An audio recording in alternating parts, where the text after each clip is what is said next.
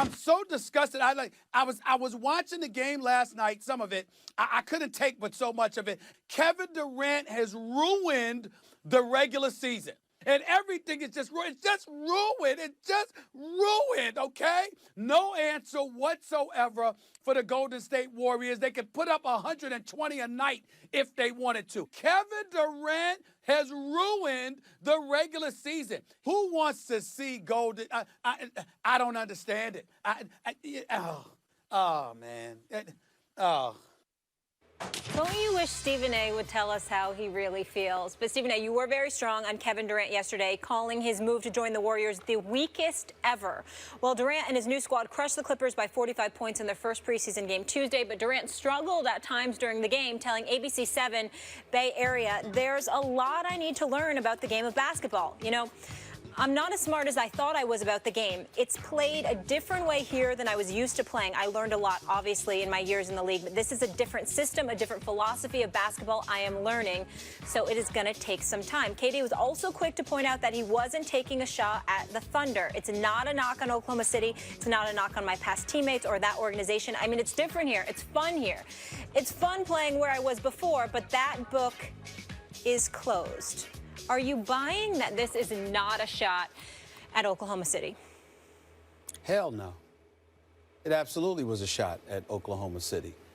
And it was a shot at Oklahoma City because he has to know that's how it's going to be interpreted no matter what he says because of what he has done. So if he's saying that's not what his intent is, I think Kevin Durant is a classy, high-caliber human being. But the bottom line is that he's also smart enough to know that no matter how you try to gloss over it, that's how it's going to be interpreted. Let's go back and dissect the quotes. Okay. You know, it's different here. It's more fun, okay? I'm learning things I did not know. Kevin Durant is a career 27.4 point per game scorer who shoots 48% from the field, okay? 38% from three-point range. His career averages are 27, 7, and 4. Over the last 6 or 7 years, I'm sorry. I'll go this. Are you ready for this, Max? Yep. Let's go back to 2008. Sure. It's almost 8 years. 25.3 points per game he averaged in 2008, 2009. 25, 30, 27, 28, 28, 32. Then he got hurt for the 27 games he played in 2014, 2015. 25.4. Last year he averaged 28.2. He is a former league MVP. He has been to the finals. He was coached by Scott Brooks. And oh, by the way, everybody, no knock against Steve Kerr, because Steve Kerr is an exceptional coach and actually a good man, too. But let me be very, very clear. Billy Donovan's no slouch. Billy Donovan's a two-time national champion as a coach. Billy Donovan coached his first year in the NBA last year, Max. Where did Oklahoma City go? Game 7 of the NBA Finals. An upgrade over Scotty Brooks, let's be honest. And let me also say this to Kevin Durant. I don't want to hear anything about Billy Donovan. Nothing. Do you know why? Because if your coach and your franchise gets you, who is Kevin Durant, one of the top 3 players on the planet, he is a superstar. They got you to 3-1 in a conference finals. What you talking to me about coaching for? For what? Why are we having a conversation about coaching? Isn't it that at that point where it comes down to you?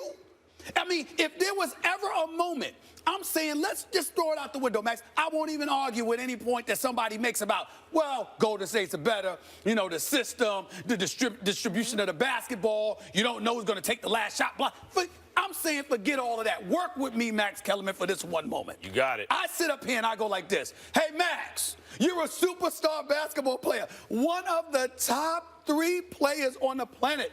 6'10", 7'6" wingspan, can pull up from 30, got a handle, mid-range game, shoot free throws, and I've gotten you to a point where you are 3-1 in a conference finals. What are you talking to me about coaching for? You got one game. One game. If I covered, before I let you go, Max, let me say this to America right here. This is where I come from. I love this passion. This is where I come from. Okay. When we talk about basketball, would you mind, Max, if I gave you a little bit of my history? Please do. The great John McClendon, God rest his wonderful soul, was just posthumously inducted into the Basketball Hall of Fame. Mm-hmm. He was my basketball coach, Clarence Big House Games' mentor. The two of them together used to sit me down and teach me the game of basketball when I played. Kind of like me debating with you. Not at all. Here's right there. It's happening again. When I first came into this business as a reporter, my first job was covering John Chaney. My second job was when I was covering the NBA. My first 6 years was covering Larry Brown. So let me give you the names. John McClendon, Clarence Big House Gaines, John Chaney, and then Larry Brown. Forget what I know about basketball, by watching, playing, being on a basketball scholarship, et cetera, et cetera. I was taught by historians, okay? So we got that going on. I bring all of that up to say to you that I think when you have a superstar player, there's only but so much a coach can do. At some point in time, even the great Phil Jackson, with 11 rings, am I lying, Max? Did he not go to Michael Jordan on a few occasions and go like this? Here, take me there. Did he not go to Kobe? Kobe. Was that Phil Jackson that coached the Lakers to the first championship against the Indiana Pacers when Shaq got into foul trouble? Or was it Kobe that went up to the big fella? I got you, big dog. The ball is it's my time now. You understand? I got you. Don't even worry about it. I'm saying, where was Kevin Durant? So my point is, I don't want to hear this stuff about a better situation. It may very well be. It's not applicable to you, and you damn well know it. So when you make a statement like that, regardless of how it's interpreted, you're calling out Oklahoma City. Let me just start by saying that was a brilliant point. And it's actually going to change my response. I still have a response, but it's going to change it. I was going to say, look, if someone comes from the Bengals, good organization, make the playoffs every year, and they wind up on the Patriots, and they say, boy, I didn't even know football. This is amazing. They're not necessarily throwing shade at the Bengals. They're simply saying, I am now at the best. Mm-hmm. And the Golden State Warriors are the best, you can say, other than the Cavs, except they don't, there's only one LeBron James. Of everyone not named LeBron, of any team that doesn't have a guy named LeBron James on it, they are the best run franchise right now. So I'd say it's not throwing shade, but I want to address your point because I think it's that brilliant. The bottom line is, forget about up 3-1. Because Kobe Bryant was once up 3-1 against the Suns. Lost. And then it was 3-3. And Jim Lampley and I bet dinner. I bet on Kobe. Because I thought like you thought. I said, hey, the history of the NBA is if you get to a Game 7, give me the team with the best player on the floor. You think Kobe Bryant's going out like that? And Jim bet me a dinner. And he thought the superior system would beat the superior player. And I lost that dinner. I took Jim out to dinner. But that's not why you lost. Well, Kobe was showing everyone how he could bounce pass in Game 7. Kobe decided he got tired of the noise and said, y'all, damn it, y'all go ahead and shoot. Okay, but still, the outcome is the outcome. Right. That's the one thing I hold against Kobe in his career on the court. Like, Kobe, cost me a dinner. Okay. What Kevin Durant is saying here, here's my real response to your brilliant point. And by the way, when Stephen A. Smith says something about basketball, like, yeah, he is throwing shade, I realize the whole NBA, we see it all day. The whole NBA texts this guy, in case you're wondering. So he's privy to information that all of us are not privy, that none of us are privy to all of that information, and that helps inform your opinion. So I realize that I'm talking to that guy about this topic. Nevertheless, I don't think he is throwing shade, because Durant with the Warriors is saying, and his whole attitude seems to be, that he is going to defy the history of the NBA. That you and I both know, Stephen A., this is not international basketball or college basketball. Mm-hmm. The NBA has always been different, even as they change the rules. As much as they try to change it, the bottom line is, if the best player in the world or the best player on the court, forget about being down 3-1, Stephen A., it was a tight game with a minute left. And Kevin Durant wasn't the best player on the court in Game 7, even though he should be. The best player on the court wins that game. That's the argument for Bill Russell. 21-0 in deciding games, high school, college, and the pros. Don't tell me about how this guy's better than Bill Russell and that guy until Michael Jordan. When the chips were on the line, his team never lost. The Game 7, he was always the best. That means something. That's not Durant. And Durant seems to me to be in the middle of a career where he's trying to prove he doesn't have to have that Kobe Bryant killer, prize fighter, this is a one-on-one game mentality. He doesn't need. What he can do is fit into a system, play the right way, and let the chips fall where they may. And I think that's what he's saying here. Yep. Not I'm beating my chest, I'm the best, I'm proving it. He's saying I want to fit into a team where they play basketball the way I think it should be played. What I'm saying to you is no one will refute what you just said about Kevin Durant. What they're saying is it's still problematic. In the NBA, for example, and I'll shut it down by saying this. Kevin Durant wants to fit in. He wants to be just a cog in the wheel, per se. That's what he wants to do. Does his paycheck say that?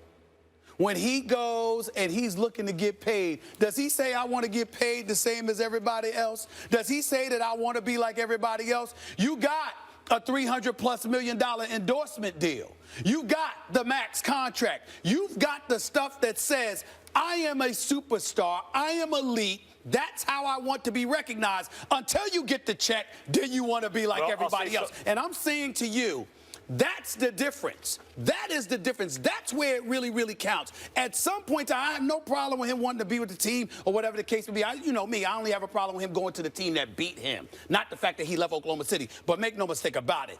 Intent or not, you know that's going to be interpreted as you point to Oklahoma City. You know that. His point is, I'm not going to be the guy you all want me to be. I'm going to be the guy I want to be. And by the way, if it costs him, not only in the way you're talking, but in the all-time comparisons, why is Larry Bird the greater player than Kevin Durant at this point? It's for what you're saying. Okay.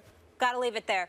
Up next, we know Bill Belichick has Tom Brady's back. We'll fill you in on the latest loophole he's found for his quarterback. That combo is next. Strong stuff, gentlemen.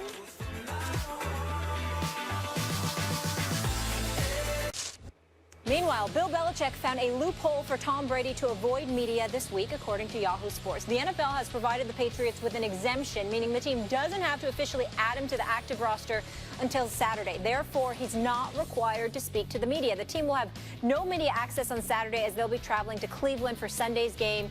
But Bill had to speak to the media, and this is what he had to say about Brady. How do you relate to the team that Tom's return isn't a fix-all? We all got to do our job. All got to do our job better. We all got a lot of things to work on, and that's easy. Coach, how are you feeling about getting Tom back? Do you feel like we can finally exhale? I feel like we need to go out to Cleveland and play well in order to win. That's what we're going to try to do.